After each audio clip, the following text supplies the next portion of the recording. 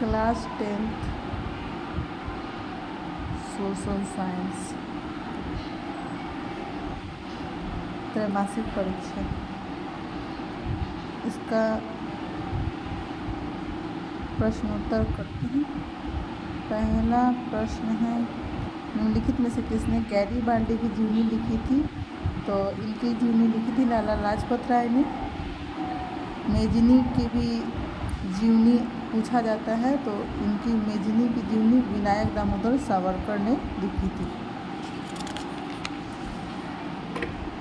तो दूसरा क्वेश्चन, जलबीडिन संस्था की स्थापना का उद्देश्य क्या था?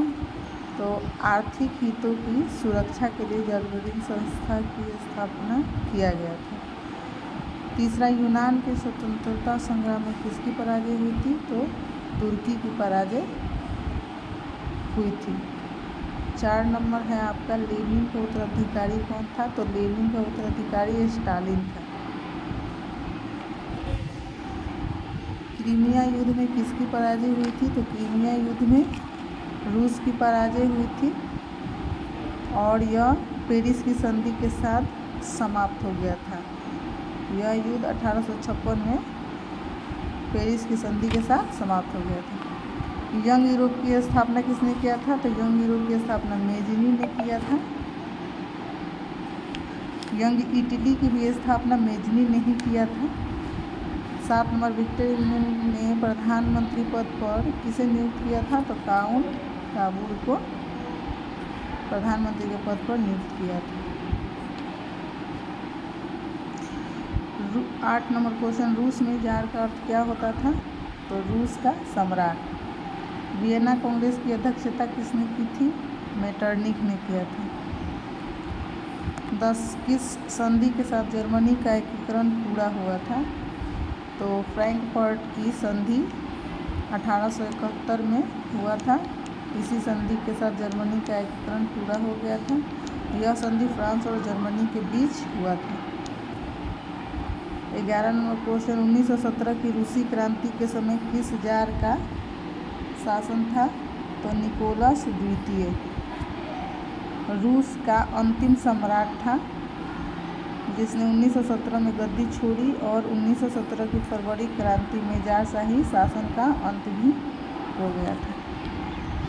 12, बोल्शेविक क्रांति किस नाम से जानी जाती है? तो अक्टूबर क्रांति के नाम से जानी जाती है। 1917 रूस में यह क्रांति हुआ था और इसका नेतृत्व व्लादिमीर लेनिन ने किया था। सोवियत संघ का विघटन कब हुआ था? 1991। 14 नंबर क्वेश्चन है, किसने अपने देश में अनिवार्य सैन्य सेवा लागू किया था? तो बिस्मार्क ने। यह प्रूसिया का चांसलर था। सबसे पहले यही देश था जो अनिवार्य सैन्य सेवा लागू किया था 1938 से। 15 नंबर क्वेश्चन, ब्रेस्ट लिटोवस्क की संधि किन देशों के बीच हुई थी? तो यह संधि रूस और जर्मनी के बीच हुआ था। 16 नंबर, भाषा के आधार पर कहाँ सामाजिक विभेद पाया गया? तो सबसे पहले तो श्रीलंका, ब्रिटेन, आयरलैंड, इन सभी जगहों पर भाषा के आधार पर सामाजिक विभेद पाया गया था। 17 नंबर क्वेश्चन हो गया, किस देश में संघात्मक शासन व्यवस्था है? तो सभी में, इन सभी में, अमेरिका, ऑस्ट्रेलिया, स्विट्जरलैंड, सभी में संघात्मक शासन व्यवस्था है। इंग्लैंड में महिलाओं को वोट देने का अधिकार कब मिला था? यह क्वेश्चन का आंसर होगा 1918 में महिलाओं को वोट देने का अधिकार इंग्लैंड में दे दिया गया था। 19 नंबर, मार्टिन लूथर ने किसका विरोध किया था? तो मार्टिन लूथर किंग जो था वो कैथोलिक चर्च की कुप्रथाओं का विरोध किया था, विशेष रूप से भोग की बिक्री और चर्च में जो भ्रष्टाचार था उसके खिलाफ यह था। लूथर ने 1517 में 95 थीसिस किताब था जो प्रकाशित किया, जिसमें कैथोलिक चर्च की प्रथाओं की आलोचना किया था। 20 नंबर क्वेश्चन है, कार्ल मार्क्स का जन्म कहाँ हुआ था? तो यह 5 मई 1818 ईस्वी जर्मनी के राइन प्रांत के ट्रियर नगर में इसका जन्म हुआ था। संविधान का अनुच्छेद 19 किससे संबंधित है? तो यह स्वतंत्रता के अधिकार से संबंधित है, जिसमें भाषण और व्यक्ति की स्वतंत्रता शामिल है। 22 नंबर क्वेश्चन है, किस देश को सामाजिक विभेद के कारण विखंडन का सामना करना पड़ा था? तो यह देश था यूगोस्लाविया। 23 नंबर क्वेश्चन है, कौन भारतीय संघीय व्यवस्था की विशेषता नहीं है? तो दोहरी नागरिकता। भारत में दोहरी नागरिकता नहीं है। 24 नंबर क्वेश्चन है, सामाजिक विभाजनों को हल करने का सबसे अच्छा तरीका क्या है? तो यह लोकतंत्र है। प्रोटेस्टेंट और कैथोलिक समूहों के संघर्ष के लिए किस देश को जाना जाता है? तो यह है आयरलैंड, और इस संघर्ष को द ट्रबल्स के नाम से भी जाना जाता है। 26 नंबर, सर्वदलीय गठबंधन कहाँ बनाया गया था? तो यह नेपाल में बनाया गया था। नेपाल के साथ राजनीतिक दलों ने मिलकर यह गठबंधन बनाया था। वहाँ के शासन वहाँ के जो तानाशाह शासन चल रहा था उसको समाप्त करने के लिए। 27 में क्वेश्चन है, निम्नलिखित में से कौन सामाजिक विभाजन का आधार नहीं था? तो यह मानवता को सामाजिक विभाजन का आधार नहीं बनाया जा सकता। 28 नंबर क्वेश्चन है, भारत में न्यायपालिका किस प्रकार की संस्था है? तो यह स्वतंत्र है। न्यायपालिका पूरी तरह से स्वतंत्र है। निर्माण कार्य निम्न में से किस क्षेत्र का हिस्सा है? तो यह द्वितीय क्षेत्र का है। प्राथमिक क्षेत्र में आपका कृषि आ जाएगा, और तृतीय क्षेत्र में सेवा क्षेत्र जैसे बैंकिंग है ना, शिक्षा, ये सब क्षेत्र इसमें आपका आ जाएगा। प्रश्न नंबर 30, निम्नलिखित में से कौन बिहार के आर्थिक पिछड़ेपन का कारण नहीं है? तो आधारित संरचना का विकास यह आर्थिक पिछड़ेपन का कारण नहीं हो सकता, क्योंकि बाढ़, गरीबी और तीव्र जनसंख्या वृद्धि ये आर्थिक पिछड़ेपन का कारण बनता है। और डेवलपमेंट ऑफ इंफ्रास्ट्रक्चर का जितना भी विकास किया जाए तो ये हमारा आर्थिक पिछड़ेपन दूर करता है, ना कि कारण बनता है। 31, गरीबी के दुष्चक्र की अवधारणा के प्रतिपादक कौन है? तो ये नरकसे हैं। 32 नंबर प्रश्न है, मानव विकास रिपोर्ट किस घटक के आधार पर तैयार की जाती है? तो यह तीनों होगा, इनमें से सभी। शैक्षिक स्तर, प्रति व्यक्ति आय और स्वास्थ्य की स्थिति को शामिल करके ही इस रिपोर्ट को तैयार किया जाता है। गरीबी रेखा निर्धारण हेतु कैलोरी मानदंड किसके सुझाव पर निर्धारित किया गया था? तो यह योजना आयोग 1979 में योजना आयोग के सुझाव पर निर्धारित किया गया था। निम्न में से क्या बिहार के विकास में बाधक हैं? तो सब, बेरोजगारी, गरीबी, बाढ़, ये सब बाधक। ब्रंटलैंड आयोग निम्नलिखित में से किससे संबंधित है? धारणीय विकास ब्रंटलैंड आयोग से संबंधित है। 36 नंबर प्रश्न है, बिहार के विकास के बिना भारत का विकास संभव नहीं, यह कथन APJ अब्दुल कलाम का था। APJ अब्दुल कलाम। मानव विकास रिपोर्ट का प्रकाशन किसके द्वारा किया जाता है? तो UNDP, संयुक्त राष्ट्र विकास कार्यक्रम के द्वारा। भारत में योजना आयोग का गठन कब किया गया? यह गठन 15 मार्च 1950 में किया गया। प्रश्न नंबर 39, भारत की सर्वाधिक प्रति व्यक्ति आय वाला राज्य कौन है? तो गोवा। वर्ष भर में किसी देश में अर्जित आय की कुल मात्रा को हम राष्ट्रीय आय कहते हैं, C। 41, आर्थिक विकास का तीसरा क्षेत्र क्या है? तो तीसरा क्षेत्र है आपका D, सेवा। इसमें आपका आ जाएगा बैंकिंग, स्वास्थ्य, शिक्षा, ये सब सेवा थर्ड स्टेट के अंतर्गत। 42 नंबर प्रश्न, भारत में वित्तीय वर्ष कहा जाता है? तो यह 1 अप्रैल से शुरू होता है और 31 मार्च तक चलता है। 1 अप्रैल से 31 मार्च तक, C। 43, बिहार के किस जिले का प्रति व्यक्ति आय सर्वाधिक है? तो यह है पटना। कोयला किस प्रकार संसाधन है? यह अनवीकरणीय है। एक बार अगर इसका उपयोग कर लिया जाए तो इसको बनने में काफ़ी समय लग जाता है, इसलिए इसे अनवीकरणीय श्रेणी में रखा गया है। प्रश्न नंबर 45, समुद्री क्षेत्र में राजनीतिक सीमा के कितने किलोमीटर क्षेत्र तक राष्ट्रीय संपदा निहित है? तो इसका होगा C, 12.2 किलोमीटर।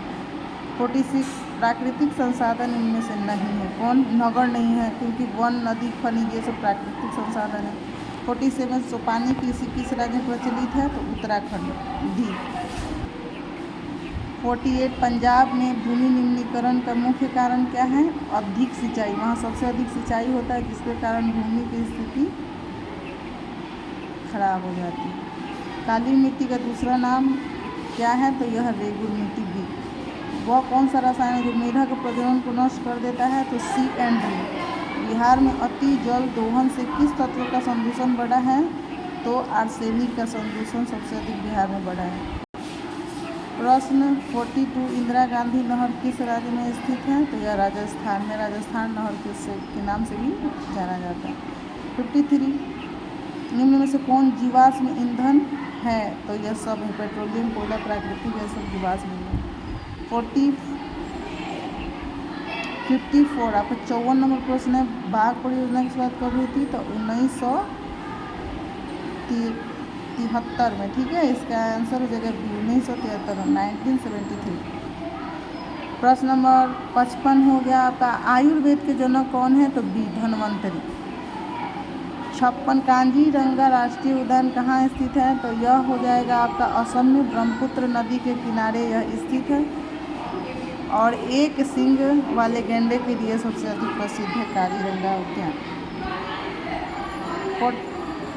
57 नंबर प्रश्न है आपका, भारत की वन नीति के अनुसार कम से कम कितना प्रतिशत भूभाग वनाच्छादित रहना चाहिए? तो यह है 33%।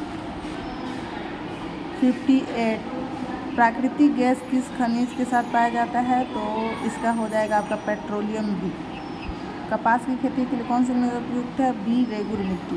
60 प्रश्न। ठीक है, प्रश्न नंबर 60 है, बिहार में नहरों द्वारा सर्वाधिक सिंचाई किस जिले में होती है? तो सबसे अधिक बिहार में रोहतास में होती है, क्योंकि रोहतास में सोन, चकड़ी, राजपुर, ढाका नहरें ये सब वहाँ पे बनाए गए हैं जिससे सिंचाई के लिए अति महत्वपूर्ण ये नहरें हैं।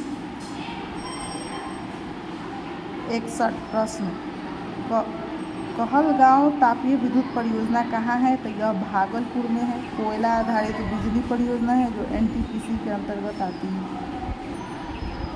प्रश्न नंबर 62 देश के बांधों को किसने भारत का मंदिर कहा था? तो यह पंडित जवाहरलाल नेहरू ने कहा था। 63 सर्वोत्तम कोयले का प्रकार है एंथ्रासाइट A। निम्न में से किस नदी को बिहार का शोक कहा जाता है? तो सबको पता है, कोसी नदी को कहा जाता है। यह नेपाल में हिमालय से निकलता है। इसका लंबाई 720 किलोमीटर है। 65 नंबर प्रश्न, निम्न में से कौन प्राकृतिक आपदा नहीं है? तो महामारी नहीं है, यह सबको पता है। सुनामी, भूकंप, बाढ़ ये तो प्राकृतिक आपदा के अंतर्गत आते हैं। प्रश्न 66 बिहार का कौन सा क्षेत्र बाढ़ग्रस्त क्षेत्र है? तो यह उत्तरी बिहार। जब भी बाढ़ आता है, कोसी, गंडक, बूढ़ी गंडक ये सब जब नेपाल से छूती है तो सबसे अधिक बिहार का उत्तरी हिस्सा प्रभावित होता है। 67 प्रश्न नंबर 67 है, वर्ष 1934 में बिहार ने किस प्राकृतिक आपदा का सामना किया था? तो इसका आंसर होगा सी भूकंप। प्रश्न नंबर 68 निम्न में से कौन मानव जनित आपदा है? तो हम लोग को पता है, सांप्रदायिक दंगे, महामारी, आतंकवाद ये सब मानव के द्वारा ही बाधित होते हैं। तो इनमें से सभी डी। सुनामी का प्रमुख कारण क्या है? तो सुनामी का प्रमुख कारण है समुद्र में भूकंप का आना। जब समुद्र में भूकंप आता है तो वहाँ का जो धरातल है पानी को इतना ऊपर लाता है जिससे कि लहरें बनती हैं और समुद्र में भूकंप आता है। प्रश्न नंबर आपका हो गया 70, भाखड़ा नांगल परियोजना किस नदी पर बनी है? तो यह सतलज नदी पर है, D. Thanks for watching this video.